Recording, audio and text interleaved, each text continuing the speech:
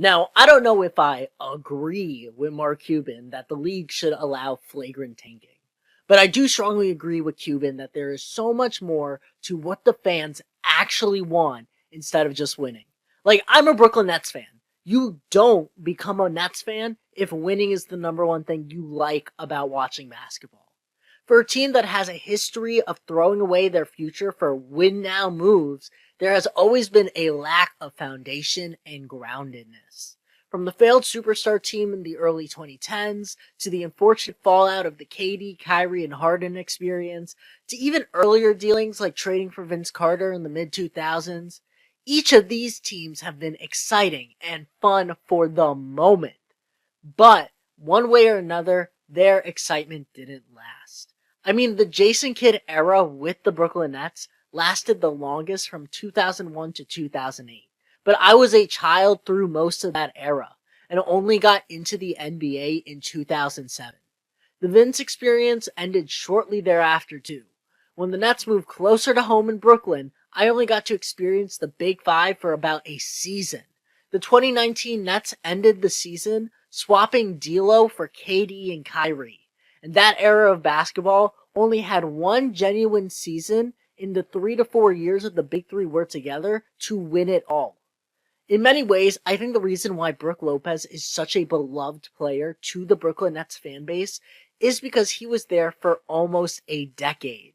From 2008 to 2017, Brook Lopez's loyalty to the Nets was admirable. And maybe that's what I miss the most. The face of the franchise I can root for a really long time. The NBA is known for having two types of fans: those who follow the players and those who follow teams. Both are good, but I'm definitely the second of those two types. I might have bought myself a pair of KDs and Kyries when they first came to Brooklyn, but I don't think I watched many Phoenix or Houston games with the guy when he left. And granted, KD may have been one of those best players to have ever suited up for the Nets, not named Julius Erving, but 129 games in over 3 seasons, over 3 years ago, goes by really quickly when the NBA is so fast-paced in how the landscape can change.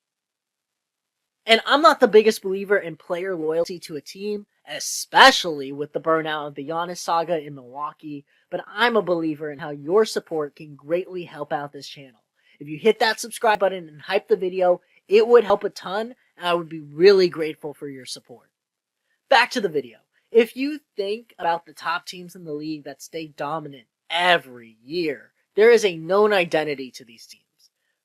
Steph Curry with the Warriors, Tatum and Brown of the Celtics, Giannis with the Bucks, the process in Philly, Jokic in Denver, what I'd assume to be Shea in Oklahoma. These are teams that have a set identity. And maybe NBA history also overemphasizes this point. Every major successful team through these eras, in my eyes, had generational cornerstones that stayed. Jordan's Bulls, the Showtime Lakers, Tim Duncan and San Antonio's Beautiful Game, Kobe, even teams like Dirk with the Mavs. Like, I do think Shaq and Braun are the two exceptions to this rule. Because there were guys that moved around so much. Their legacy more or less transcended the teams they were on. Especially Braun. But, I mean, even though he bounced around to the Heatles and to the Lakers, we all know LeBron's epithet is the kid from Akron. Like, yes, 2013 LeBron is arguably the best version of LeBron we have ever seen. And 2020 LeBron was probably the best passing guard we have ever saw since Magic. Minor tangent, but I do think Braun should have stayed the primary point guard post-2019. Like, sure, you have Luka now, but like, imagine if the 2021 Lakers swung for solid front court players and wings to supplement Braun's playmaking. That could have just been a better version of what the Houston Rockets are trying to do right now. But the TLDR is that I really am missing that Brook Lopez type face to the Brooklyn Nets. And unfortunately, the only way most teams are going to get that face of their franchise is through the draft.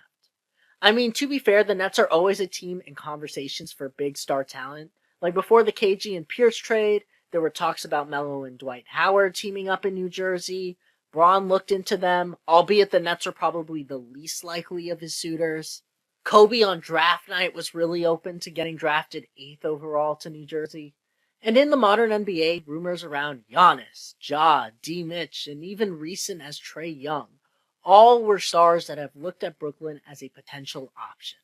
But again, I feel like I'd rather the Nets draft their franchise cornerstone. And the crazy part is, they very well could have. In the 2010s, a lot of those Nets picks became players known for their longevity on singular teams while also being extremely successful to an extent. Brown and Tatum are obvious examples, with neither of the two I think the Nets would have actually drafted, since Brown was seen as a reach and developmental prospect in 2016, and Tatum was not the guaranteed first overall pick in the 2017 draft. But the Nets' 2012 first-round pick also became Damian Lillard. And sure, the Nets had Deron Williams, but imagine if the Nets drafted Dame to play alongside a pick-and-roll threat like Brook Lopez, who by 2017 was developing into a stretch five. Like, the Dame-Lopez pairing was one of the better sets the Bucks ran when Dame was in Milwaukee, and that's a point where both players were well into their 30s. Imagine if Dame and Brook had that connection from day one. But going back to the Mark Cuban stuff, I do think he's right that not all fans care about winning. Not all fans are going to care about winning several dynasties. I know that sounds crazy, but as a Nets fan, I would just like to see one ring. Even with the dominance of teams like the Thunder, Nuggets, Celtics, Spurs, I kind of wouldn't mind if the Nets were awful for several years just to kind of build up their assets, focus on the future. And that's another thing. The worst thing as a fan to me isn't having an awful team. It isn't having the best team. It's having a middle-of-the-pack team. A team you know has no chance of winning and nothing you can do to retool or restructure for the future. In some instances, you are punished for winning games if it means that you aren't winning enough. If you remove tanking, I don't know how good the teams are in the interim. And no, there is a right and wrong way to tank. I've talked about this before. Like, you want to lose games where your team is still playing close, still developing the ways you want them to, and not getting blown out by 50 points twice in a few week time span. And that's why so many videos on this channel have been about the Nets rookies. I'm really hoping that most of them stay around if the Nets ever break into contention. I'm not asking for them all to be in the Hall of Fame caliber of player. I would be okay if only one of them was an all-star in their careers. But I would also be happy if all of them could make that jump. But at the end of the day, I want to see these guys be good. I want to see them bring together good basketball and stay on the team for as long as they can. That's just more exciting to me than winning every single year. Look, if there is ever a day the Nets win an NBA championship, I promise I will be sobbing and crying, like ugly crying. But the Nets don't have to win a ring every year. I like the Nets for more than just that. They were the team who got me into basketball.